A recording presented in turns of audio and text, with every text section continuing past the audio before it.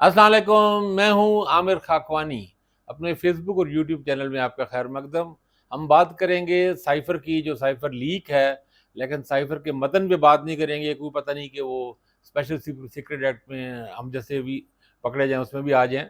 लेकिन एक बात जो है, मैं ये देख रहा था, उसकी जो मतन जो इंटरसेप्ट ने उनकी वेबसाइट भी है और वो ख़ासी क्रेडिबल समझी जाती है अमेरिका में, अमेरिकी मीडिया में भी। उसकी और मैं ये सोच रहा था, मैं मुझे ख़्याल आ रहा था कि अमेरिकी जर्नलिस्ट जो हैं, वो कितने ज़ालिम और बेरहम हैं। ना उनको हमारे शहबाज़ शरीफ, मासूम शिकल वाले वज़ीर-ए-आज़म पे, साबिक़ वज़ीर-ए-आज़म पे तरस आया, ना उनको चिट्टी दाढ़ी वाले मौलाना फ़ज़ल रहमान का उन्होंने लिहाज़ किया, कि चिट्टी दाढ़ी के साथ और सुरमे लगी आँखों के साथ वो बेचारे बार-बार कहते थे कि नहीं, साइफ़र झूठ है और सब कुछ है, ये सारी बातें करते थे।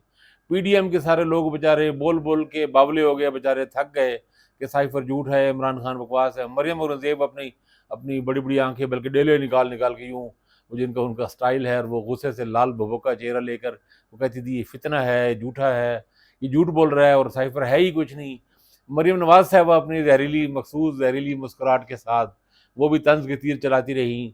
ना बेचारे इन औरतों और इनको गोरों को बेचारे बिलावल पे भी तरस नहीं आया, जो है तो पाकिस्तानी मगर ज़बान उसकी अमरीकियों की बोलता है और सारी वकालत भी अमरीकियों की करता है। उन्होंने बिलावल को भी दलील कर दिया। बिलावल बेचारा भी ये साइफ़र के हवाले से इमरान खान को झुठलाता रहा और वो पकड़ के उन्होंने पता नहीं कहाँ से ये ओरिजिनल मतन हासिल करके छाप दिया और अटक जेल में सी क्लास में जो कैदी इमरान खान है, उसको बैठे-बिठाए सुरखरू कर दिया। अजीब ही तमाशे हैं कुदरत के, अजीब ही काम हैं। आपको याद होगा कि जब नवाज़ शरीफ साहब बिल्कुल बरी-ज़िम्मा हो गए थे, निश्चिंत हो गए थे, जुडिशल कमीशन सुप्रीम कोर्ट के जुडिशल कमीशन ने उनको उनके हक़ में बात कर दी थी, तो फिर और लग रहा था कि इमरान खान की पॉलिटिक्स ही ख़त्म हो रही है। अचानक पनामा निकल आया और इतना बड़ा दुनिया का स्कैंडल, आलमी स्कैंडल, बाहर की वेबसाइट्स ने छापा, गार्डियन ने, अमरीकी अखबारों ने, जर्मन अखबारों ने, कि उस पे हम बात ही नहीं कर सके। पाकिस्तान में कोई ये भी नहीं कह सकता था कि ये झूठी खबर है। तो ऐसा स्कैंडल आया कि वो नवाज शरीफ साहब बेचारे को ले गया। अब देखें सब चीज़ें इन्होंने अब सी क्लास कैदी बना के और टॉर्चर करके और सब चीज़ें करके और इमरान खान के वकला पे मुकदमे और सारा पता नहीं क्या-क्या चल रहा था। अब अचानक पता लगा कि साइफ़र और सारा मुकदमा, सारा बयानिया ही इमरान खान का दुरुस्त हो गया है। तो साहबो बात ये है कि साइफ़र के मतन पे हम बात नहीं करते, लेकिन 2 बातें जो इससे साबित हुई हैं, सम 2-3 3 बातें बल्कि। एक तो हमारे लिए ये भी परेशानी की बात है, अफ़सोस की बात है कि हमारी जो क्लासिफ़ाइड रिपोर्टें हैं, हम खुद हमें छापने की तौफ़ीक नहीं होती कि हम उसे पब्लिक कर दें, पब्लिक की प्रॉपर्टी है। ये कौन-सी ऐसी बात है जो पब्लिक का जानना उसके लिए ना हो। अमरीकियों ने अगर पाकिस्तानियों को ऐसा किया, अमरीका ने, आज देखें ट्विटर उठा के देख लें, अमरीकी मीडिया के लोग, अमरीकी जर्नलिस्ट, अमरीकी एनालिस्ट और इवन फ़ॉरेन डिप्लोमेट्स सब लोग कमेंट्स कर रहे हैं, बरतानवी, अमरीकी बेशुमार लोग कमेंट्स कर रहे हैं और सिवाय हुसैन हक्कानी जैसे 2-4 जो चमूनिए हैं, तो जो चमचे हैं अमरीकी एस्टेब्लिशमेंट के, उसके सिवा हर बंदा ये कह रहा है कि ये बात तो ठीक होगी इसकी और इस भई ये अमरीकी कौन होते हैं? डोनाल्ड लू कौन होता है, ये कहने वाला कि भई इमरान खान ने चूँकि रशिया का दौरा किया था, इसलिए इसके खिलाफ तहरीक-ए-इंसाफ होनी चाहिए, मंज़ूर होनी चाहिए और फिर अगर ऐसा हुआ, तो वाशिंगटन में सब गुनाह पाकिस्तान के माफ़ हो जाएँगे। ये कैसा रोहनत, कैसा फ़िरौन वाला लहज़ा अपनाया गया। तो लेकिन मैं ये बात ये कर रहा था कि इससे पहले हमीदुर-रहमान कमीशन थी, हमीदुर-रहमान कमीशन रिपोर्ट भी हमारे यहाँ पब्लिश नहीं हुई। हत्ता कि एक इंडियन मैगज़ीन इंडिया टुडे ने वो रिपोर्ट छाप दी। जब वो रिपोर्ट छाप दी, पब्लिश हो गई, दुनिया भर में उसमें तबसरे हो गए, तो फिर आखिरकार परवेज़ मुशर्रफ को ये कहा गया कि रिपोर्ट तो हो ही गई है, तो आप ही कर दें पब्लिश। फिर जाके हमीदुर-रहमान कमीशन रिपोर्ट को पब्लिक किया गया। उसको भी कुछ हिस्से बाद में कुछ पेजेज़ नहीं किए गए, लेकिन बहरहाल रिपोर्ट एक मजमूई तौर पे कुछ ना कुछ सामने आ गई। तो ये अगर ये साइफ़र भी अगर पहले ही इसे पब्लिक कर देते तो उसमें क्या ऐसी बात थी? अब अमरीकियों ने कर दी, अब क्या रह गया हमारे पास?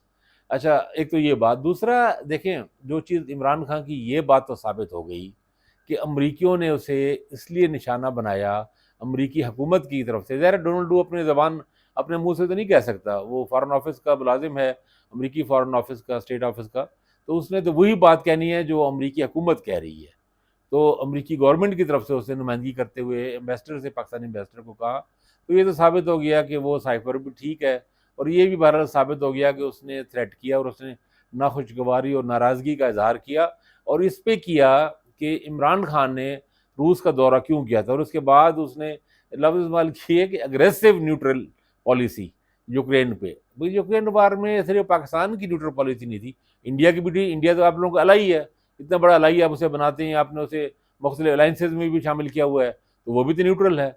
लेकिन चूंकि पाकिस्तान कमज़ोर मुल्क का ख्याल ये था कि शायद पाकिस्तान कमज़ोर मुल्क है, ये तो हमारे पैरों में गिर जाएगा और गिड़गिड़ाना शुरू कर देगा, और उनको शायद ये था कि वज़ीर आज़म तक जब ये पहुंचेगा साइफर, तो वो खुद भी भागा भागा अमेरिकी एम्बेसी जाएगा और अमेरिकी सफ़ीर से मिन्नत तरले करेगा कि यार भाई साहब ना करो, मेहरबानी करें, मेरी हुकूमत ना जाए। और उन्हें तो ये अंदाज़ा नहीं था कि इमरान खान अकड़ जाएगा, खड़ा हो जाएगा, और उसकी जो कापी है उसकी, या उसके जो मिनट्स हैं कैबिनेट के, या जो भी उसका था कागज़, जब वो कहते हैं उस पेपर की डिटेल, तो अब अल्लाह जाने क्या है। कोई जुडिशल कमीशन तो हमारे यहाँ बना ही नहीं कि उसके सामने कोई रिपोर्ट आती, कोई चीज़ें सही मानों में आती। मुख्तलिफ मौक़िफ़ ही हैं, कभी कोई एक का मौक़िफ़ है, कोई दूसरे का है।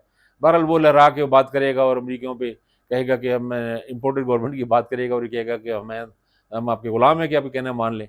इस तरह का रिएक्शन की तो उनको तवक्को ही शायद नहीं थी अमरीकियों को, नहीं तो इस तरह शायद होता भी ना। लेकिन जो भी किया गया बहरहाल वो बड़ा एक तज़लील अमेज़ और तौहीन अमेज़ था। और ये तो बहरहाल साबित हो गई कि इमरान खान का नैरेटिव दुरुस्त साबित हुआ है, 100% दुरुस्त साबित हुआ है। ये अलबत्ता मैं नहीं कहता, मैं ये बात नहीं मानता कि भई उसमें ये जो तहरीक-ए-मुअम्मद की जो पूरी सी प्लानिंग में ये अमरीकियों की ज़ेर निगरानी पीडीएम ने की होगी, हमारे पास इसका कोई सबूत नहीं है। लेकिन बहरहाल हमारी एस्टेब्लिशमेंट उनके ज़ेर असर आई है, ज़रूर। और इसमें दूसरी बात जो बड़ी इम्पोर्टेंट है, उस पे ज़्यादा हमारे यहाँ बात नहीं हुई। हमारे यहाँ तो बात क्या हो रही है, मीडिया पे पाबंदी लगा दी गई है, एडवाइस आ गई है कि इसको पे कोई प्रोग्राम ही नहीं होना। आपने देखा होगा कल से कोई टीवी प्रोग्राम हो नहीं रहा, कोई खबर ही नहीं है। वो बेचारी न्यूज़ वेबसाइट्स भी डरी सहमी हैं, जो थोड़ा बहुत हो रहा है वो सोशल मीडिया पे हो रहा है, ट्विटर पे जिसका अब नाम एक्स है, उस पे हो रहा है, या फेसबुक वगैरह पे कुछ हो रहा है।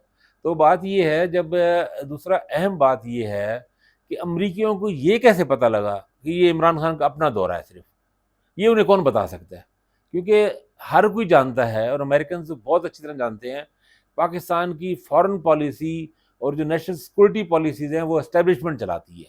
और जनरल बाजवा तो बहुत एक्टिव थे, बहुत प्रोएक्टिव थे।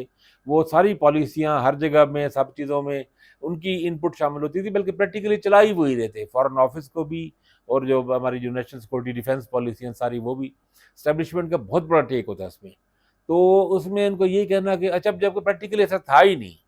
जनरल बाजवा उसमें इनपुट में शामिल, जनरल बाजवा खुद ही अपने इंटरव्यूज़ में ये बात मान चुकी हैं कि भई हमने सबने ये तय किया था, फैसला किया था। और इससे पहले इन्होंने रिटायर्ड डिप्लोमेट्स बुलवाए थे, एक पूरा एक इजलास बुलवाया था, मीटिंग की थी इमरान खान ने, जिसमें बहुत सारे फॉरेन डिप्लोमेट्स थे, और रिटायर्ड डिप्लोमेट्स जो हमारे टॉप के लोग रहे हैं, सेक्रेटरी खारजा लेवल के लोग रहे हैं, उन सबका ये मशवरा था कि रशिया जाना चाहिए। अब वहाँ जाके अनफॉर्चुनेट सूरत हाल ऐसी पैदा हो गई कि रशियन ने अटैक भी कर दिया।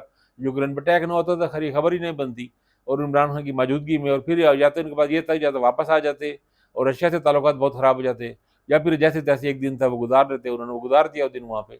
तो उसमें भी इमरान खान तो कहते हैं ज़रा बाजवा से मैंने मशवरा किया, और उन्होंने कहा मैं अपनी टीम से मशवरा करके बताता हूँ, और फिर ये सारा कुछ हुआ।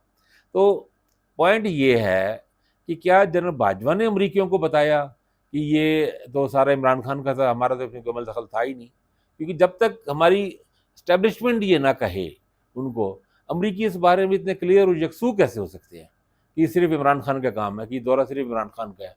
उनको पता है, पाकिस्तानी पॉलिटिक्स जानने वालों को, एक आम अमरीकी जर्नलिस्ट तक को पता है कि भई तो ये रशिया का इतना बड़ा एक गेम चेंजर किस्म का वो एक टूर है रशिया का, वो पाकिस्तानी प्राइम मिनिस्टर कर ही नहीं सकता बेचारा। और वो भी इमरान खान जो कि इतना स्ट्रॉन्ग था ही नहीं, ना उसकी मेजॉरिटी थी और ना उसका इतना तजर्बा था, और साथ एस्टेब्लिशमेंट लेके आई थी उसकी दोस्त और हमदर्दी बनी हुई थी, तो सारी उसमें।